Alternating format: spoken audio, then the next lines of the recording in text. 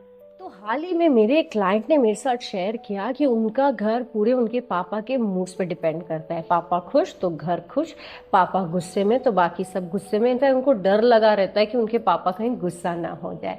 Now this is a classic example of codependency. Now let me psych define codependency for you. But remember, this is not a personality disorder or a clinical diagnosis. It's a behavioral pattern. It's an unhealthy relationship dynamic where one person's needs, happiness, and identity is dependent on somebody else. So codependency is a relationship dynamic जहाँ एक इंसान बन जाता है giver, यानी वो अपनी needs, Dzire सब कुछ सैक्रिफाइस कर देता है फॉर द टेकर, जो बिना गिल्ट के ये सब कुछ लेता है. नाउ इसमें ना आपको लगेगा ये शायद सिर्फ रिलेशनशिप्स यानी कपल्स में होता होगा, मगर ये फैमिली में होता है. मैंने एक एग्जांपल दिया. फ्रेंडशिप्स में होता है और इवन वर्क प्लेस में होता है. You know, there are four core elements that are a part of codependency. Firstly, external focus, यानी आपका पूरा ध्यान सामने वाले के नीड्स, वांट्स, डिजायर्स, इमोशंस पे फोकस्ड होता है. थर्ड इज एक कंट्रोल होता है, where you want to fix and manage the other person. There will also be a lot of self-sacrificing. You're ready to sacrifice everything at your own expense so that the other person is happy. And lastly, there's emotion suppression. You are ready to suppress your emotion because you want to maintain peace. Now, here are some signs and symptoms that I would like to share with you so that you can understand codependency better.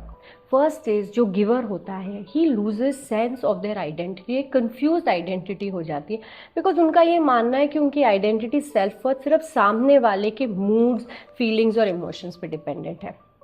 Second is वो hyper vigilant और aware हो जाते हैं उस taker के emotions, moods और feelings के प्रति. बहुत उनको पता चल जाता है उनको कब गुस्सा है, कब खुश होंगे, कब अपसेट होंगे, एक्सेट्रा. ऑल्सो आप में एक बहुत गिल्ट होता है जब आप अपने लिए कुछ कर लेते हैं या you set boundaries like you से नो. आपका ये भी मानना होता है कि अगर मैंने उनकी मदद नहीं करी, उनको प्लीज नहीं किया या सैक्रिफाइस नहीं किया, वो मुझे छोड़ के चले जाएंगे. So there is a fear of rejection and abandonment. Because आप अपने इमोशंस को सप्रेस करते हो just to keep peace and you avoid conflict, naturally आप हमेशा बिटर होंगे, फ्रस्ट्रेटेड रहना स्टार्ट कर जाओगे. And because you have low self-esteem, you overdo everything. यानी over pleasing, over helping, over sacrificing.